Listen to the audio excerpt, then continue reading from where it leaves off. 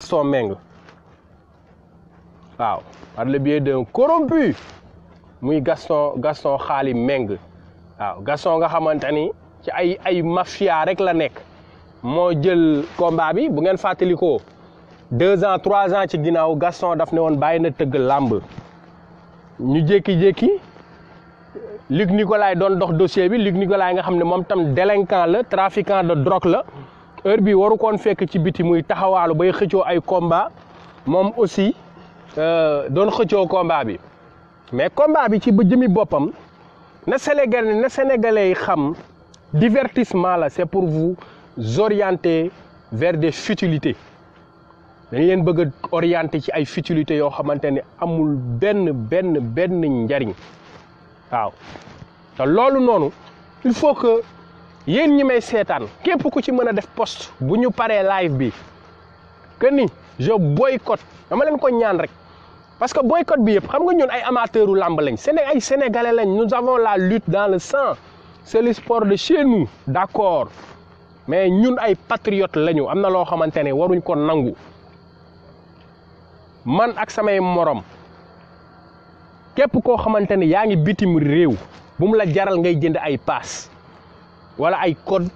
pour seetaan lamb ji bàyyil ba lamb ji jeex nga seetaan ko en différé boo ko mënul muñ na nga ko seetaan en différé buñ kenn tànkal ci ay filmé di ko seetaan ak yooyu te yàlla rek tax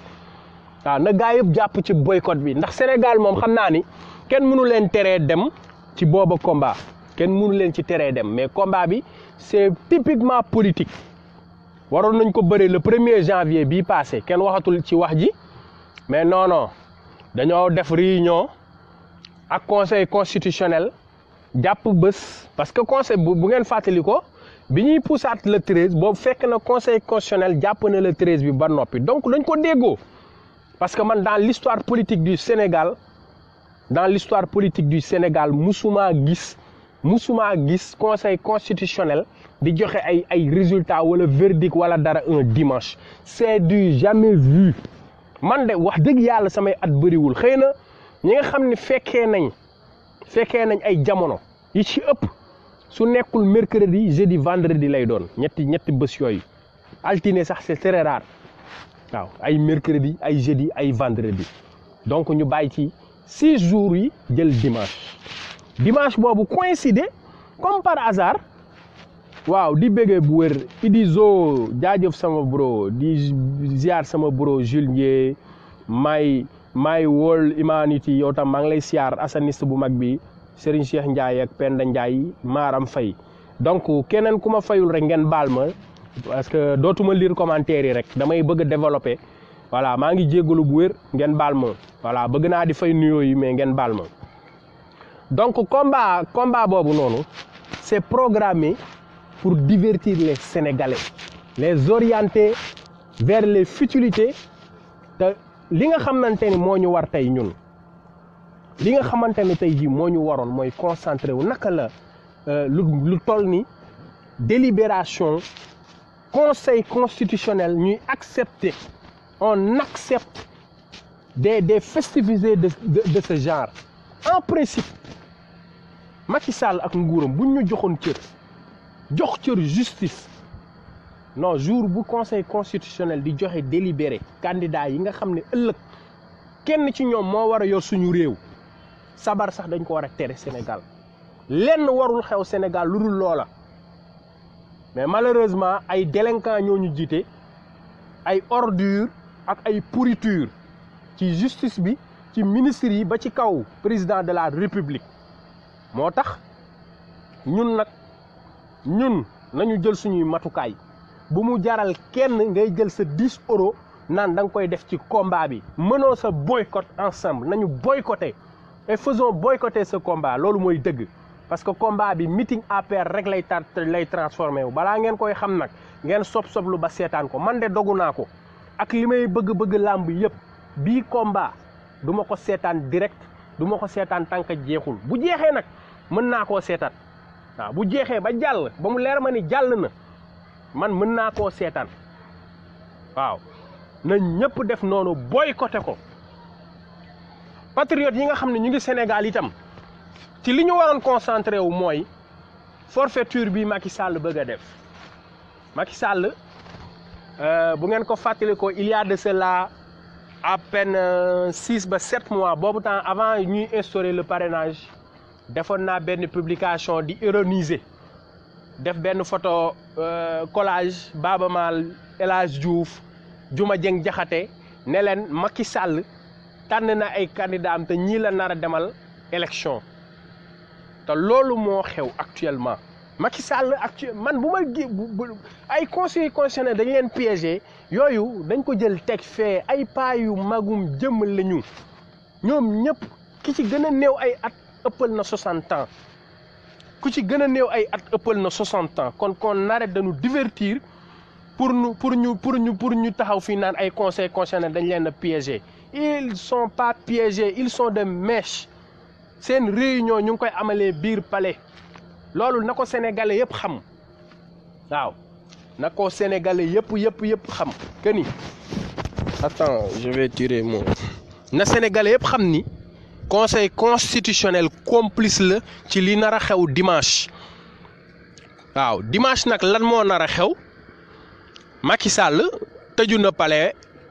moom ak Aliou Ngouille Ndiaye directeur de cabinet le faux type là Omar Youm l'autre là comment on appelle bon son état-major ak les li ñuy wax les 7 sages xawma lan duñu benn sage décidé nañ ba pare kenn ku ci nekk naka lañ lay recaler théoriquement maanaam bon pas théoriquement mais sur le plan judiciaire Khalifa Sall Karim Wade Ousmane Sonko ci yoon laa wax amul lenn luñ leen mën a recaler muy Khalifa Sall ba ci Idrissa Seck amul benn Idrissa Seck moom je ne doute pas que ni il va passer ku nekk candidat 2017 nekk ko 2012 man bon du question de dossier bu incomplet ay nangam ay cutis ak yooyu moom il va passer sans problème Madické Niang day jàll sans problème voilà léegi nag ki des kay ñi des mooy man li may douter mooy Khalifa Sall Karim Wade ak Ousmane Sonko donc ñooñu noonu palais Macky Sall ak les ces ministres décidé nañ ñan ñoo war a jàll kenn ku ci nekk ban motif la ñuy teg te du am recours loolu lañ bëgg a def moo waral pour du am incidence du am benn incidence maanaam sénégalais yi du ñu tal loolu Idrissa Seck jàllul wala Karim jàllul Khalifa jàllul nangam jàllul lay ñu tal loolu lay ñu tal complot boobu déedéet xam nga lu ñuy tal Modou Lo moo ko mën Balla Gaye moo ko mën waaw Modou Lo da ko def nangam dinañ ci débat une semaine te benn njariñ gis nga ñun seetaan nañ Tyson Manga 2 Tyson Moustapha Guèye xam nga booy yii nii ay Balla Gaye yii nii ay Modou Lo seen morning la ñuy wër ñun nañu wër lu suñu avenir Modou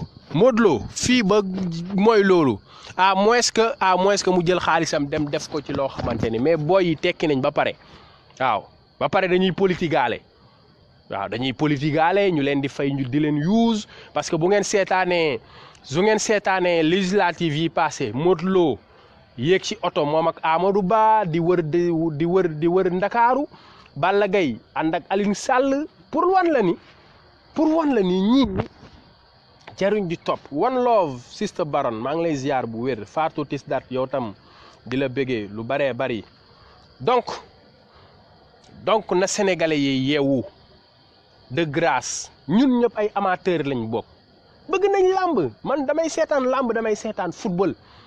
ba ci série yi nii yëpp mais tamit bu dëgg jotee bu farata jotee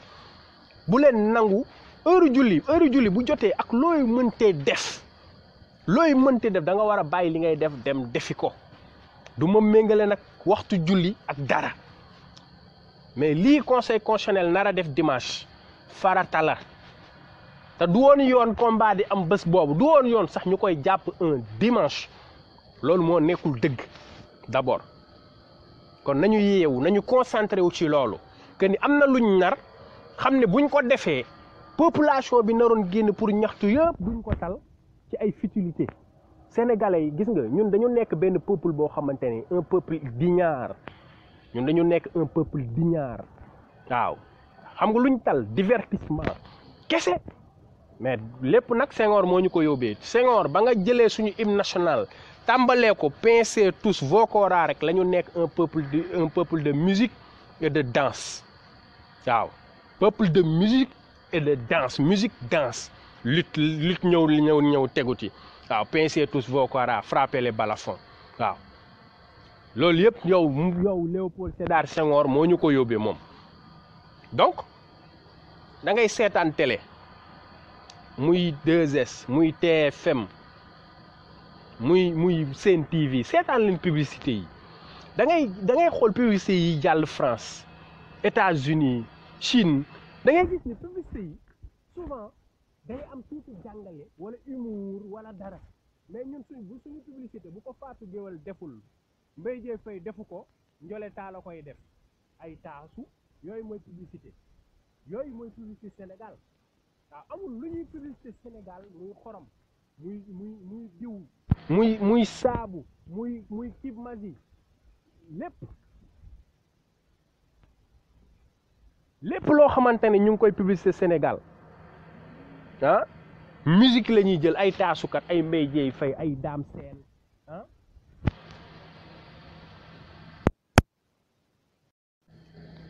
waaw yéen a ngi may dégg léegi bu fekkee ne yéen a ngi may dégg mën ngeen ma def signe parce que allo bu dee yéen a ngi may dégg mën ngeen ma bind wii ma xool bu fekkee yéen a ngi may dégg rek voilà donc dama doon wax ni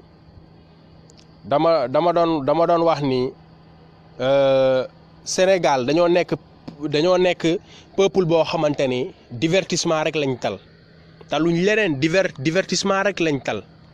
taluñ leneen ba ci publicité ba ci ay publicité mensongère yi ñuy def yëpp kan la ñuy dem jëli mu ñuy defal ay publicité Mbaye Dièye Faye Fatou Guewel Ndiolé Talla xaw ma nu mu santati ay Ngoné Ndiaye Guewel ñooñu ñuy def publicité Sénégal nga dem ci réew yu développé yi ils te font des publicités yoo xamante ni c'est instructif waaw da nga ciy jàng ba pare seen produit maanaam ñii ay borom xam-xam ñoo ko xalaat mais tellement Sénégal on n'aime pas réfléchir li gën a yomb mooy nañ dem jëli benn woykat bu siiw wala ku rëy làmmiñ rek ñëw ne ko acca woyal ma sama produit bi jeex est-ce que gis ngeen li xew Sénégal kon maa ngi ñaan bépp patriote te yàlla rek tax boycotter et faites boycotter ce combat politique képp ku ko seetaan di nga am lu la naqari di nga dégg Macky Sall ak son ministre incompétent bi le gars là ministre des sports maa ngi dégg géwél traditionnel yi nii nekk ci làmb ji yëpp autoproclamé ko meilleur ministre des sports Matar Ba c'est le plus nul des ministres c'est le plus nul des ministres des sports billahi xool leen pelouse stade Léopold Sédar Senghor ngeen xool Cap Vert Burkina Faso ba ci Guinée Bissau ñooñu gën pelouse mënuñ koo am ñu dem tabaxal ñu ndey benn arène nationale boo xamante ni elle peut pas accueillir un grand combat comme Modou Lo Balla Gaye xam nga loolu cuune mënu koo weesu ay mbapat lañ fay tëgg ak ay combat yu ndaw Siteu mii nga xamante ni mbooloom rek laa la wax du fa mës a bëri boo sàgganul loolu ci lan la bokk loolu ci cuune la bokk Matar Ba est archi nul moom ak Pape Gorgui Ndong ñoo yem ils n'ont pas eu leur bac ba pare di fen dañoo falsifier seen dossier Matar Ba li may wax lu leer la il n'a jamais eu son bac waaw ay politiciens lañ taxawaalu damier rek la nekkee Fatick loolu la fa nekkee woon damier waxtaanee politique kese voilà détourné suñuy xaalis 400 millions def nañ ko ci stade Demba Diop 400 millions ñu teg ci 6 mois Mbour stade de Mbour ak Ouakam bi ñuy football stade bi màbb 400 millions laa la wax def nañ ko ci ne dañuy ñëw dañuy réhabiliter sans pour autant mu am projecteur yu baax sans pour autant mu am tableau d'affichage donc combat boobu noonu de grâce les patriotes waaw bonsoir Père Bamba Gueye maa ngi lay ziar faites boycotter ce combat suñu paree live bi kenn ku ci nekk bindal sa page je boycotte le combat Modou Lo Balla Gaye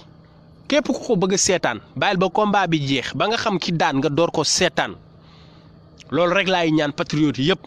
waaw guerre day saf mondial combat bi Gaston Mbengue tëggu ko APR ñoo ko tëgg Macky Sall moo ko tëgg c'est Macky Sall le promoteur c'est Macky Sall qui est le promoteur waaw kon nañu yeewu nañu bàyyi suñu xel yi ñii naxee mbay la waaw foofu premier point bi moo nekkoon boobu combat muy boycott général su ma amoon kàttan nag combat bi dañ koy désacraliser sax ca arène ba kenn du fa nekk waaw kenn du fa nekk bay seetaan parce que dañuy utiliser mbooloo Modou Lo ak mbooloo bi topp Balla Gaye ay nag lañ nag man maa jël samay responsabilité wax ko parce que jël mbër ba mu jaral la yenn yi loolu nag moo koy def nit ki mën nga ko bëgg mën nga ko fan mais dafa am limite ci li muy def moo tax nga bëgg ko du dëgg mais bëgguñu fatt Modou Lo fii Balla Gaye fii te ñoom ñaar ñëpp bu ñu paree dañuy dem dóori seeni centaine de millions yéen ngeen nekk déjà yéen ñi dem stade am na ñu ci dul añ 10 heures lañuy dem pour mën a am place da koo jar est-ce que da koo jar jaru ko mbër yi jaruñu ko du ci kenn nag waaw man de personnellement xam nga ku loo xamante ne nit ki am na ci expérience moo la ko mën a wax man toppal naa Tyson mais tey ban njëriñ la ma amal tey Tyson bu amoon benn défenseur sur terre man la woon waaw 97 98 2000 ba muy bëreeg Bombardier jour bi ba ko Bombardier daanee sax jour boobu je me rappelle maa ngi doon dem Bali PCS ak DJ Matar 24 décembre la woon jour bi 2001 xaw ma 2002 daal waaw oto bi ma nekkoon car rapide lañ jël sax car rapide lañ jëloon maak sama gars yi mais ci biir car rapide bi ñu ngi ciy waaj a xeex di pour dóorante parce que am na ñu naan Tyson dafa puub tubéy ma ne du ma dégg loolu waaw Tyson dafa puub waaye jooy sax def naa ko pour vous dire que ni tey jii nii loolu yëpp anamu tey Tyson xool leen ko son dernier combat contre Gris Bordeaux xool leen ko son dernier combat contre Gris Bordeaux bii gars yi demee këram di def reportage ngeen xam ni lu tëgg tas ay Modou Lo Balla Gaye yii bientôt da ngeen di dem kër Balla Gaye nii lay taxawee ci mbedd bi comme baayam rek Double Less ni mu amee woon bayre rek comme noonu rek tey jii Double Less a ngi nii fu ko neex lay doxe kee de mooy Double Less papay Balla Gaye ta ba mu ciy tollu dëgg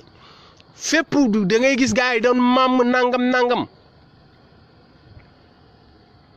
donc na gars yi yeewu xool leen dernier combat bi rek ngeen gis Tyson dem luy ay barrière yëngul leen def barrière foog ni mbooloo mu bari day ñëw këram keroog sama yaram dafa daw ma ne xoolal suñu borom rek suñu borom mu mën a maye mën na la jëkkati def la lépp luñ ne nii boo juumee sax dañ naan juumoo mais keroog ay tout tànk ki ci mag amul 15 ans ki ci mag laa wax matuñ woon 10 ay xale yi ndawaan ñoo nekkoon ca koñ ba kese Mohamed Ndao Tyson di bëri ji gisoo benn nit buntu këram moom ak Gris Bordeaux nañu yeewu sama gaay nañu yeewu dañuy jàll ci deuxième point bi pour fàttali leen ki ni premier point bi moo nekk le boycott général du meeting de l'APR ñu jël ko mbubboo ko ak Modou Lo Balla Gaye deuxième point bi mooy scandale waaw mooy jugement du siècle bokk jugement du siècle bi ñu jëfee Assane Diouf waaw mooy sama deuxième point troisième point nag ma war a wax ci diggante Madiambal Diagne Madambal sax laay wax Madambal Diagne Cheikh Iril Seck ak Ousmane Sonko ñoom ñett voilà loolu ñuy woowee di la ay papier ak yooyu noonu yëpp dinaa ci wax li ma ci xalaat sama xalaatu bopp nag laa waxuma moo am nag mais sama xalaatu bopp mais deuxième point bi mooy Assane Diouf barke démb le 8 dem nañ gars yi dugg bon je pense que gars yi nekkuñu woon ci salle bi avocat bi génn ne Assane sera libre dès aujourd'hui mais ñu ba 20h le même jour ba 20h man maa ngi seetaan journal télévisé 2S comme TFM filmé naa ko sax mais ñu ne Assane Diouf est libre mais à ma grande surprise Seneweb dong moo amoon PV bi Seneweb dong moo génnee PV boo xamante ni dañ ne Assane Diouf le 27 xaw ma le 28 lay mën a génn parce que dañ ko condamné Assane Diouf n'a pas été relaxé de tous les faits avocat bi nag ñaan nañu ñu bañ a dugg ci les faits techniques aspect technique duñ ci dugg amul problème du suñu domaine de compétence mais am nañ ci lecture biñ ci am mooy mafia bi ñuy wax tey jii nii ci nguuru Macky Sall mafia bi nekk tey jii ci nguuru Macky Sall non c'est du jamais vu waaw non mais jamais la justice n'a été aussi bas jamais une justice n'a été par terre comme ça manipulable naka la ñuy mën a juger nit joxe verdict bañ ne libre na dans les coulisses il nous sort un verdict boo xamante ni c'est du jamais vu musuñ koo gis musuñ koo technique benn bi ci njëkk mooy man li ma ci njëkk a jaaxal mooy le soi-disant juge nee na il libère Assane Diouf loolu lañ bind de libère Assane Diouf parce que il est fou foofu dama fay taxaw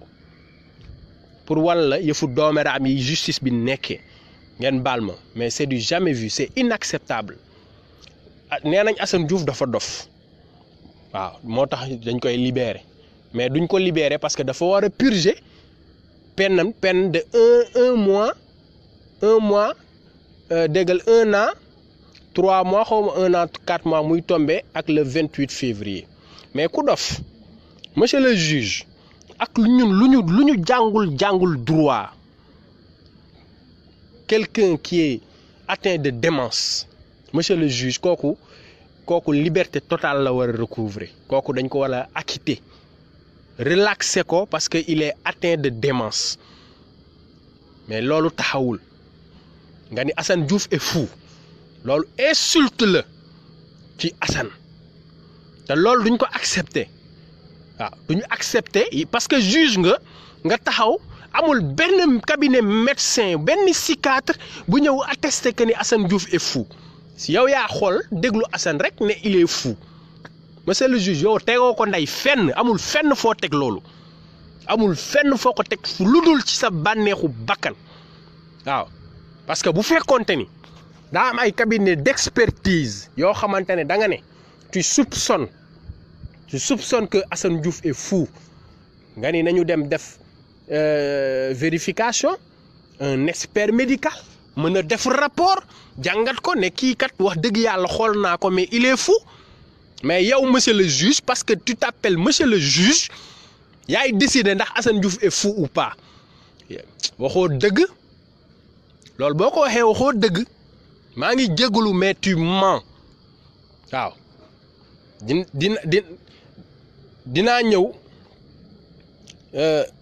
dinaa ñëw léegi ci fo gi déggagu leen nag dara de déggagu leen dara ils ont calculé parce que Assane Diouf bu génnoon le 8 arrangé wul Macky Sall waaw bu génnoon le 8 arrangé wu ko moo tax ils ont modifié le verdict calculer ko net le 28 février c'est 4 jours après les premiers tours 4 jours maanaam dañuy dem premier tour dimanche 24 février 25 26 27 28 Assane Diouf di door a libre gis ngeen calcul man maa ngi door a gis sax ku ñuy tëj ay 1 an 2 mois man li ma yàgg a dégg 1 an 6 mois la dañ lay tëj soit 3 mois xam nga am na ay peine quoi dafa am ay peine yoo xamante ne nit ki selon li ñu lay accuser dañ la koy tëj mais 1 an 3 mois ay 1 an 2 mois c'est du jamais vu mascarade la comédie la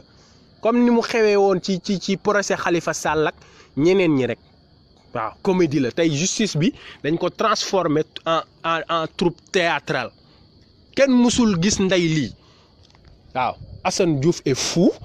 donc mais bu fekkoonte ni monsieur le juge vous dites la vérité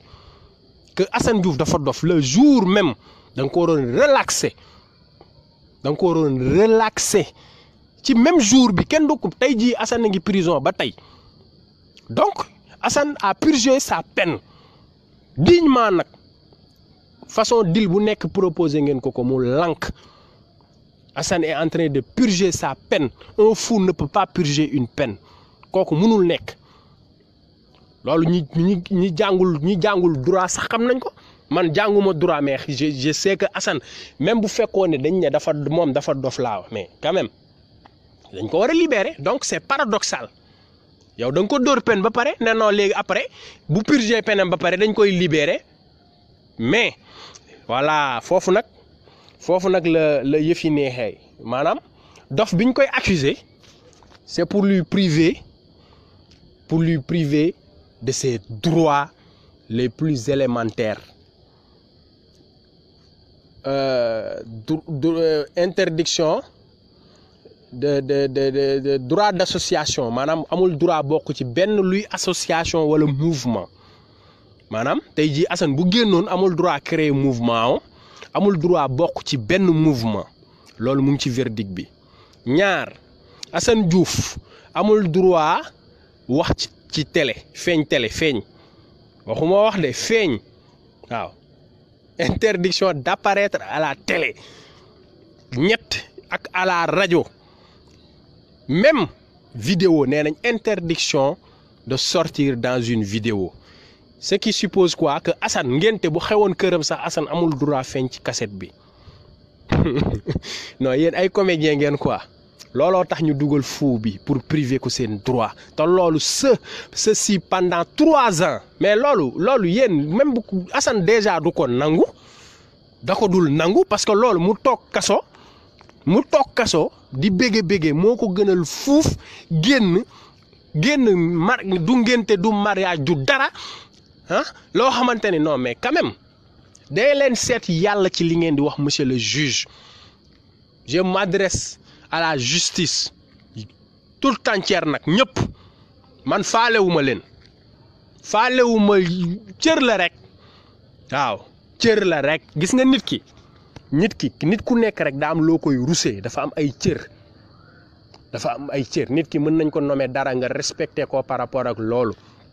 tey jii policier bi gën a ndaw bu taxawee sol tenue wala wan la kartam rek carte boobu moo la wan da nga ko ci war a jox cër respect la mais nag bu leen jaawale mukk ragal ak respect voilà te respect bi da ngeen ko dindi parce que bu ngeen demee bay fen ñu leen di manipuler un gars Macky Sall 55 ans xaw ma 54 ans ngeen njëkku ko ci ngeen maanaam ci wàllum hiérarchie vous êtes son patron laa wax ci hiérarchie fonctionnaire yi Macky Sall simple agent de truc la ingénieur xaw ma lan donc bu ngeen di wax te seetu leen ci yàlla ba pare après ngeen bëgg a wëlbatiku di ci imposer respect kooku mënul nekk c'est inadmissible c'est impossible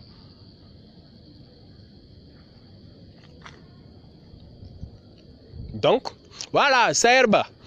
ñoom seen lépp ay paradoxe la seen lépp jugement Assane Diouf bi nee naa la mooy jugement du siècle lii l'histoire retiendra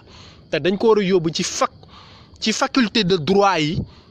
dañ ko fa war a yóbbu pour wane dañ ko fa war a yóbbu ñu xool ko càmbar ko voilà c'est du jamais vu verdict bu mel nii kenn mësu koo gis kii dafa dof ku dof kay mooy loolu dinaa leen wax nag man li ma ci njort après mais damay wax ak justice ba pare voilà parce que tamit yàlla dëgg rek la bëgg waaw bëggul ay jaaxaan bëggul ay fen te dëgg dañ koy wax dëgg bu rafet ak dëgg bu ñaaw amul dëgg bu xasee ba doon dëgg rek dëgg la tey juge boobu ko jugé def lu ko neex suba bu xëyoon dee itam monsieur le juge boobu dootu ko dégg néew bi la ñuy wax néew bi sant Diallo néew bi sant Ndiaye néew bi sant Fall néew bi ngay dégg pourquoi ñuy ragal ay nit ay doomu aadama parce que procureur Bassirou Gueye avant Bassirou Gueye combien de procureurs ont défilé ici ñoom ñëpp ñu ngi ci biir suuf tey lañ fa nekkee ñun dañ koo xam tous ces procureurs maudits commencé ñu mel ni Bassirou Gueye parce que Bassirou Gueye il est maudit waaw du procureur u dara parce que dinaa ci ñëw tout à l'heure ci dossier Sonko bi dinaa ci ñëw quelqu'un qui bouffe nos millions ñu koy fay au nom de l'État sénégalais au nom du peuple mënul def liggéeyam ba pare may wax ñuy imposer le respect kooku day yomb trop mënoo leen nekk vous baisez le peuple chaque jour et puis ngeen bëgg en retour le peuple vous respecte allez vous faire foutre voilà kooku dañ koy wax te dee allez vous faire foutre voilà Macky Sall dafa ñëw parce que tamit dañuy waxante dëgg nit ku nekk man tey am na loo xamante ne bu fekkoonte ni man magistrat la Macky Sall amul doole bu ma ko defloowee ndax am na yoo xamante ne man daf ma ñorul waaw dëgg la xaalis neex na de xaalis ak a neex te ak maa ko bëgg mais dafa am lu ma ko gënal muy aljana am jàmm sama biir bàmmeel daf ma ko gënal mais tey jii nii bu nit ñëwee corrompre la nga yàq dund doomu aadama koo xam ne deful dara bëgg a faire plaisir à quelqu'un nga tëj ko 1 an 2 ans boobu bàkkaar sa biir bàmmeel parce que yowmal xiyaam na gaay xam ni layoo bi du ñun ak suñu boroom du ñun ak moom yàlla boroom yërmande la foofu arrahim la fay doon am naa njort ne suñu borom même bokkaale bi ñuy wax sax parce que moom lañ tooñ wàññiwu ko dara ay brique bi yàlla la kooku xëy na am na ñoo xam ne xamuñ mais koo xam ne deful dara ku mel ni Assane nga déporté ko traité ko de terroriste d'abord fen indi ko ñu ne déet ne waay nga taxale ko ak njabootam encore une fois tëj ko duma ko damm tànkam ñu ne déet ne waay nga jël tegaat lii ci kawam ne il est fou kooku day yàgg rek mais da ngeen di dajee seen biir bàmmeel di ngeen tëdd magistrat yëpp nag ba ci Macky Sall ak ñëpp ils vont tous mourir kon loolu boo ko armé woo rek xam ni à tout instant yàlla mën na rocc sa ruux non waroo ragal kooku ku ko armé wu képp koo xamante ne da ngaa ragal da ngaa tiit da ngay xof wala ngay gis nit ñi naan kii diw la à tout instant jàppal ni sa borom mën na rocc sa ruux moo tax doo faale ndey ay magistrat ak ay xawma lan ak lan cër mën nañ leen koo jox s'ils sont respectables cër da nga koy jox ku ko mérité mais pas des ordures yoo xamante ne palais la ñuy toog di leen jox ay ordre par texto ñuy obéir yaa naa qui sont dignes mais 5% la matuñ ko sax ci magistrat yi 5% la nag parce que la majorité lu ñu gëm villa de luxe diw passeport diplomatique comme Demba Kandji dem di faju ji ci ay hôpital américain xam nga gëmuñu sax seen réew ba pare bëgg joxe justice ñi ciy dem safara dina bëri de ñi ciy dem safara doomu jàmbur yi ngeen di jàpp di tëj ay 5 ans da ngeen di est-ce que gars yi da ngeen di dem chambre criminelle rek ngeen xool jugement yi ni mu fay demee arrogance bi procureur dañuy toog bàyyi sa loxo bi wàcceel sa loxo bàyyi noonu la ñuy waxee ak nit ñi ay détenu noonu lañ leen di waxee xamuñ ne détenu ak lu mu mënte def ak nu mënta def laa wax da nga ko war a jox cër mais man dama daan dem parce que amoon nañ appartement bi ma jëloon amoon nañ litige foncier xam nga mais ngay dem ngay déglu mais da ngay taxaw sax tegg sa loxo fii di la manquer de respect boo xamante ni dafay mel ni yow doo nit quoi wala ñoom ay yàlla yu ndaw lañ mais loolu dafa war a jeex il faut ñu jox cër peuple bi il faut ñu jox cër peuple bi non je corrige il faut que peuple bi jox boppam respect c'est le peuple qui doit exiger le respect s'arrache ñii ñun ñoo leen fal ñun ñoo leen di fay du Macky Sall parce que avant Macky Sall dañu leen doon fay ñun suñuy impôt la ñuy dagg di fay magistrat yi mooy dem trésor tey ñuy fay magistrat di fay greffier di ci fay ñeneen ak ñeneen fonctionnaire yëpp képp kuy fonctionnaire tey ci population bi lañ lay fajee mais pourquoi mënuñu respecter population bi donc li xew ci dossier Assane naan ay Assane il est fou liñ ci jublu rek mooy jël revanche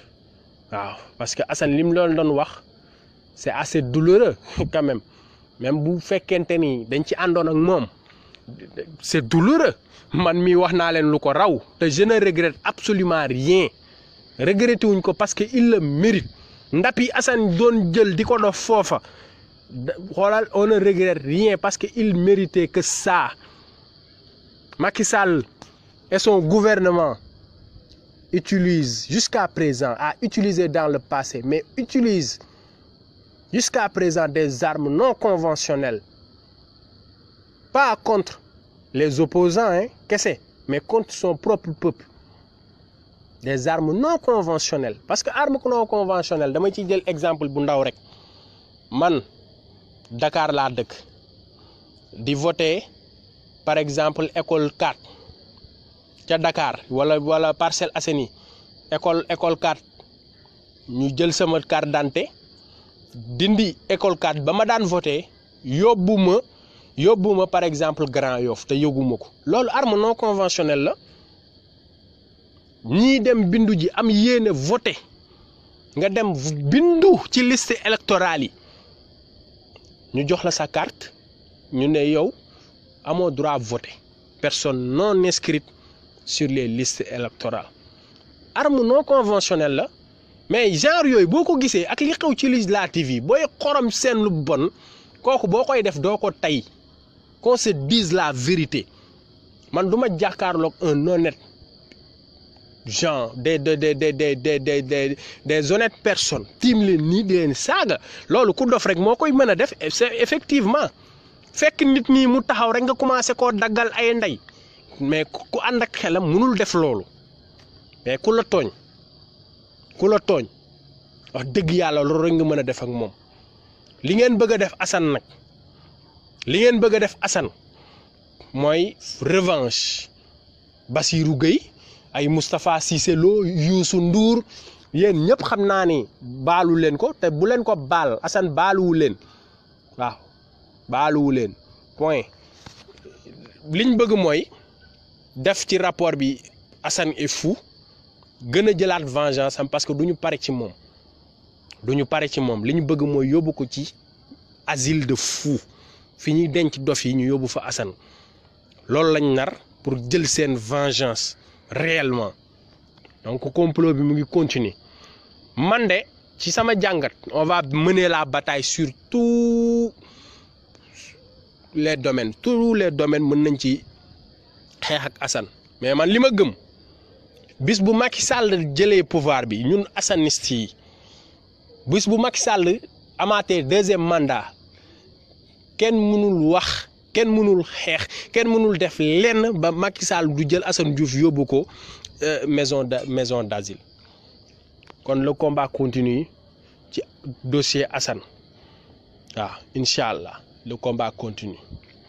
donc ma def transition dugg ci troisième point bi muy Madiambal Diagne Cheikh Yérim Seck caga yu bon yooyu noonu di jéem a ternir parce que loolu la rek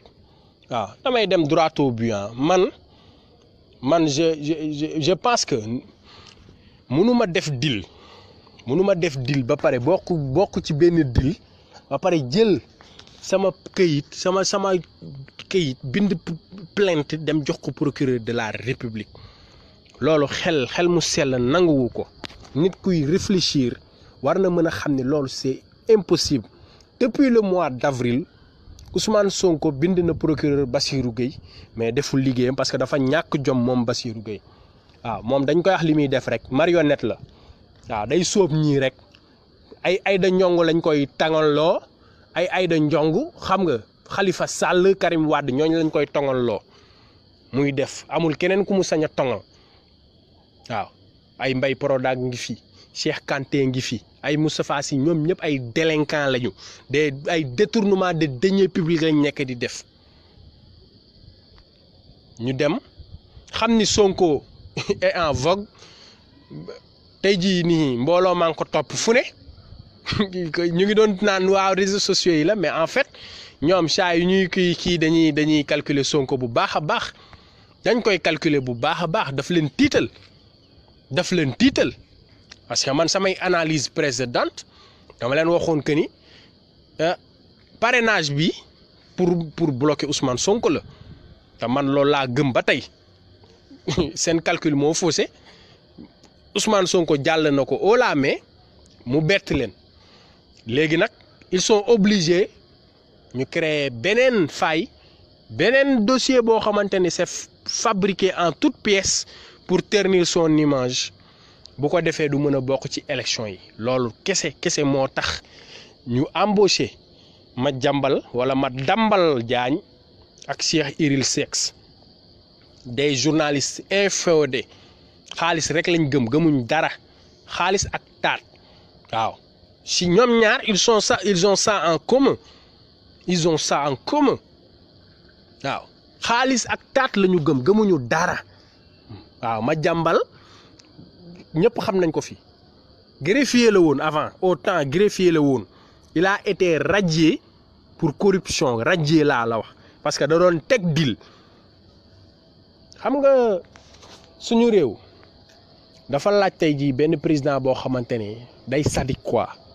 comme Paul Kagame rek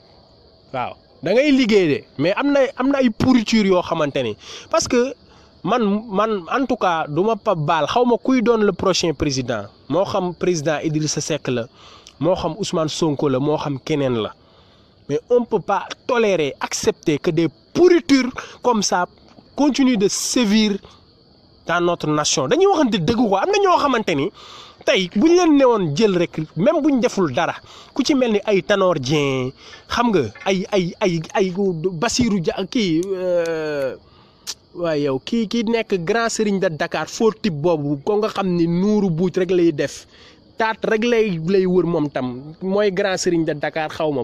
politicien boobu nekkoon PS dimbal leen Ablaye Matar Diop mais biñ juddoo ba tey wax dëgg yàlla sonal nit ñi witt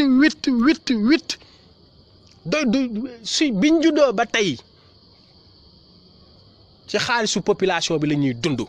lépp lu ñu am xaalisu état moo leen ko may du seen liggéey du amuñu xam-xam boo leen demoon laaj leen seen liggéey lan la nga calculer li ci mënoon am barak sax mënuñ ko cee tabax barak mais il faut qu'on ait un président radical koo xam ne da leen di saam ñoom ñëpp nag laa la wax tëj ci kaso bi fàtte leen fa kenn du leen jooy seen mbokk yi yëpp kenn du leen jooy waaw kenn du leen jooy il faut que des solutions radicales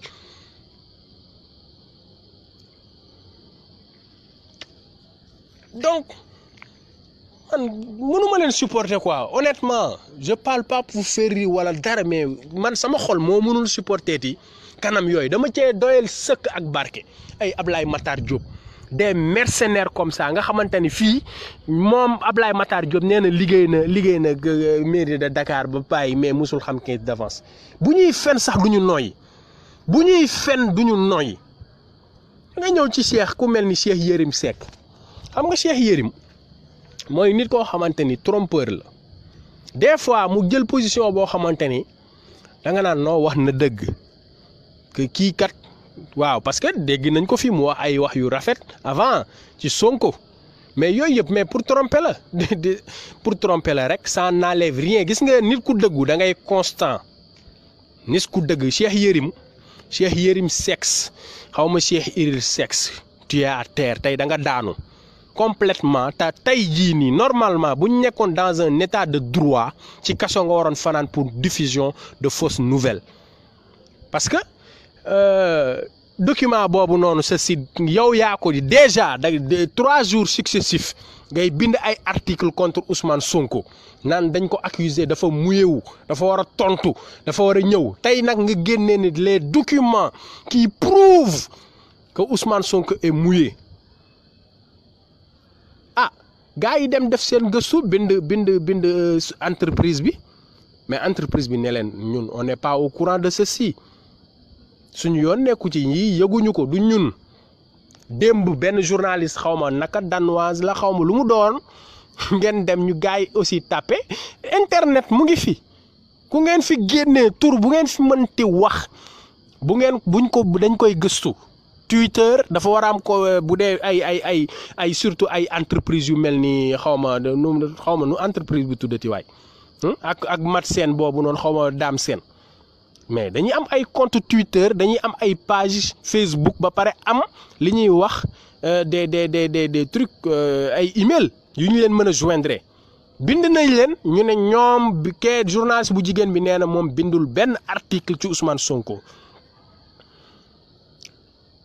compagnie pétrolier bi nee na musul dégg Ousmane Sonko musu koo jox xaalis ngeen mais loolu faux et usage de faux la déjà mais malheureusement nekkuñ ci état de droit tey Cheikh Yérim da nga waroon tëj sa page sa kii boobu noonu nuñ koy xatee man keroog bi ngay poser Macky Sall question boobu man j'ai tout compris gars yi fi nekkoon waa Cheikh Yérim mais bof loolu question la boo xamante ni xëy na mooy loolu voilà mais ñëpp xam nañ ni tu roules avec le Macky waaw des journalistes comme ça on n'en veut plus on a besoin des patriotes ay journalistes yoo xam ne ku mënta falu dañuy wax ci loo deful parce que tamit ay journalistes yi bu président bi defee lu baax dañ ko war a wax mais quand même pourquoi ñu koy wax à quoi sert le directeur de cabinet porte-parole du gouvernement mais ñooñu bu président bi defee lu baax ñooy génn ne président bi lii ak lii la war a def ba ci président bi ci boppam. mais y a des gens yoo xamante ne lu ci mel ni société civile ils sont là uniquement pour xool li nga xam ne moo doxul waaw ay applaudir non damay applaudir man du ma ci mës a applaudir buñ ma laajoon loo xalaat li mag dara la fi deful lu baax tous voilà donc man erreur bi nga xamante ni man fi may blâmer Sonko rek mooy que ni mënoon na teel a freiner Madiambal Diagne mënoon na ko teel a freiner. waaw mënoon na ko teel a freiner indi ay preuves irréfutables parce que man ils ont accusé Ousmane Sonko et son cabinet Ousmane Sonko sénégalais la am na droit am cabinet fiscal la xaw ma cabinet lan la mais am na ci droit rien d'illégal mais cabinet boobu buñ ko cité ci dara comment se fait-il que c'est un membre de Pastef qui sort démentir mais loolu noonu erreur de communication la. Ousmane Sonko ci boppam la ñu cité na bàyyi lépp lu muy def parce que il aspire à devenir notre président mu ñëw taxaw ne man la ñu cité nii ak nii comme keroog ci Pape ni mu ko defoon ci Pape Alé Niang je n'ai rien à me reprocher sama cabinet nii la tudd maa ngi ko ibbi jour sangam ki ngay wax naan xaw ma mooy Diallo mooy xaw ma lan ak lan sekkuñu dara preuve yaa ngi nii. yem foofu li ci des procureur ne nag procureur Bassirou Gueye bu dee xaalis bi ñu lay fay mérité nga ko defal sa liggéey mu leer mais mooy loolu voilà mooy loolu man dama jàpp ne erreur boobu la Ousmane Sonko def am na yoo xamante ne doo yónni say lieutenant au front parce que ay chien enragé la ñu bàyyi sa kaw. bul minimiser waaw Bassirou Diomaye déedéet je suis pas d'accord waaw génnal nga def sa conférence de presse bopp tu as l'art de manier la langue xam nga ni ñuy waxee am nga éloquence te loolu noonu nekkul ci Bassirou maîtrise bi nga am ci dossier parce que yow yaay ndey mbill gi liñ ci xam liñ ci mën a leeral lépp Bassirou Diomaye Faye mënu ko def kon yow yaa waroon toog Ousmane jàkkaarloog sénégalais yi ne lii këyit yaa ngi nii d'abord mais li ci des loolu noonu c'était juste par rapport ak conférence de presse bi voilà ñi ci des nag nga mooy loolu ba pare dina la permettre Ousmane nga recadrer waat le débat parce que le débat c'est pas yow ay chèques yi nga laal ak xawma lan ak lan non loolu du débat bi le débat c'est Mamour Domaine qui a détourné 94 milliards ñu bëgg a indi débat bi ne yow yaa tooñ mais des salauds c'est Mamour Domaine wax ji yëpp li ko indi mooy Ousmane Sonko moo njëkk a taxaw publiquement ne ku ñuy wax man xaw ma woon musuma dégg Mamour Diallo ci kaw àddina Ousmane Sonko moo tax ma dem tàppe laaj kuy Mamour Diallo Google génneel ma photom génneel ma ay filialam ma xam kuy Mamour Diallo que ni daa détourné dafa def dilu 94 milliards corruption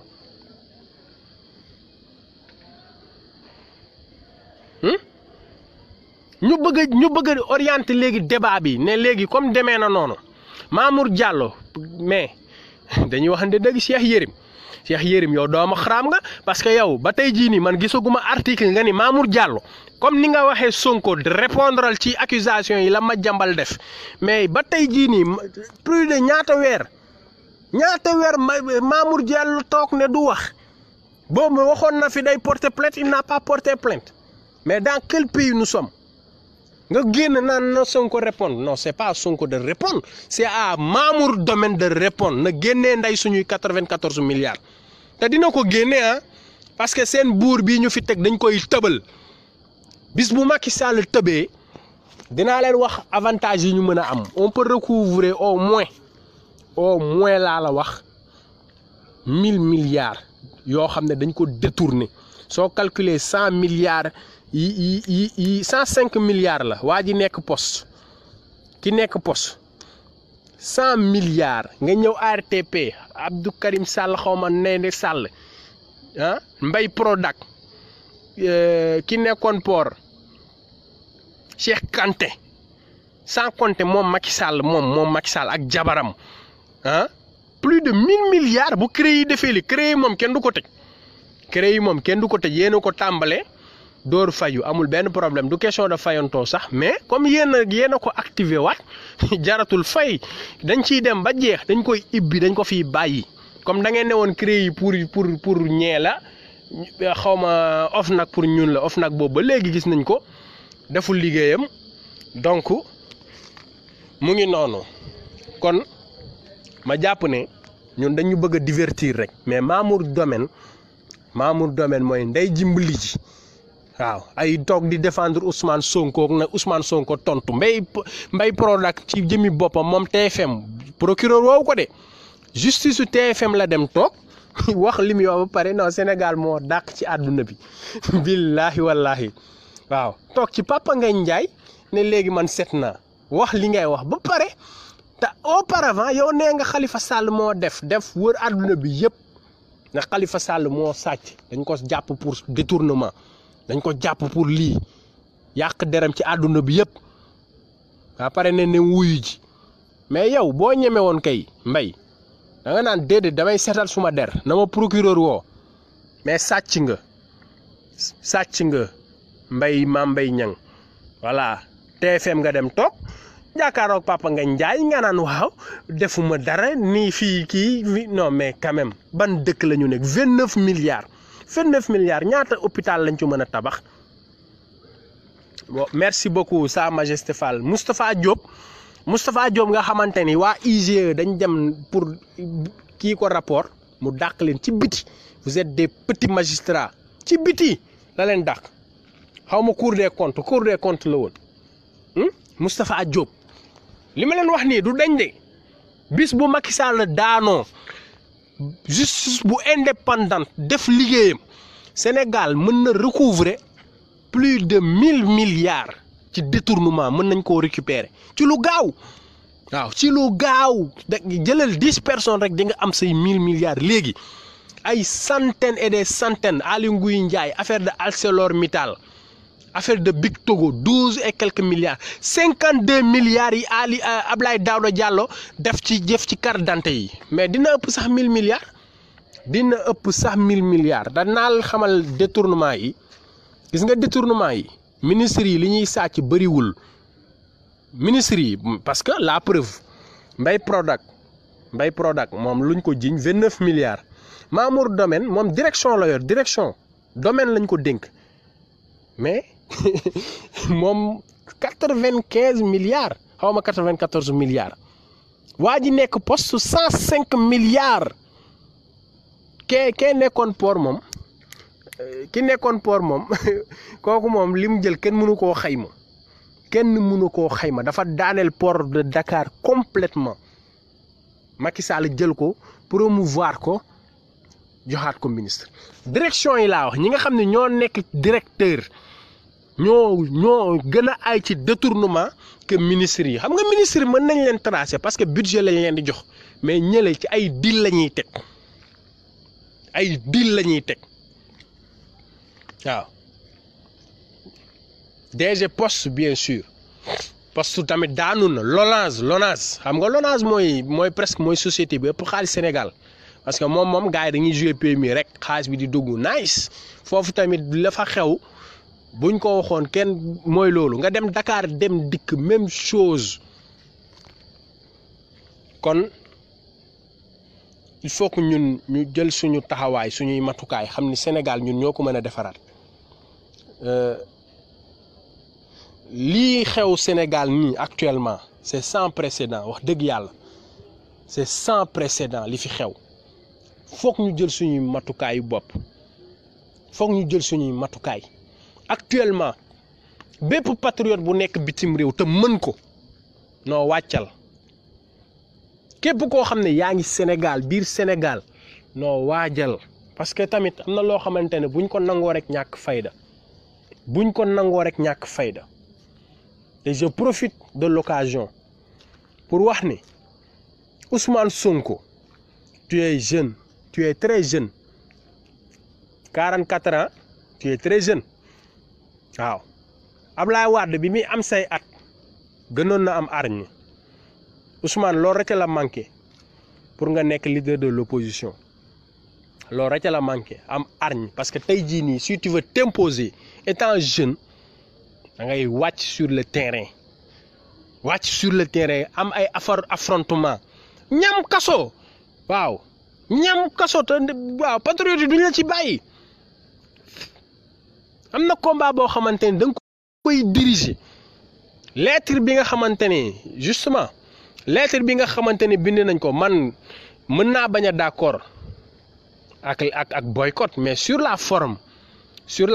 ni mu ne boycott des 26 candidats mais gisuma ci muskila avem la joxe te loolu ça montre que il prend des initiatives mu ngi jël ay initiatives pour fexe opposition bi réagir man nag je suis contre toute forme de boycott moom xel xalaatu ko ndax Macky loolu rek lay xaar na ñëpp bàyyi danaan yii alhamdulilah rabil alamin toogaat yeneen 5 ans brigué waat beneen mandat boycott moom buñ koy sax di tudd suñu gémmiñ c'est une très très très mauvaise idée waaw non su ma nee kaso ay détention d'une journée lay doon rek ay détention d'une journée rek la parce que tamit même ñun suñuy élément buñ leen jàppee buñ leen jàppee buñ fa fanaanee aussi le lendemain dañ leen di bàyyi ku mel ni Ousmane Sonko yooyu day tax population bi di gën di génn waaw tey Ousmane bu doon am taxawaay boobu noonu ci discours am maanaam tey muy organiser comme ni mu ko defoon ak Barthélemy keroog mais mu voilà au lieu de ay yére olof solo sa Lacoste Pastef sa mbaxana say basket voilà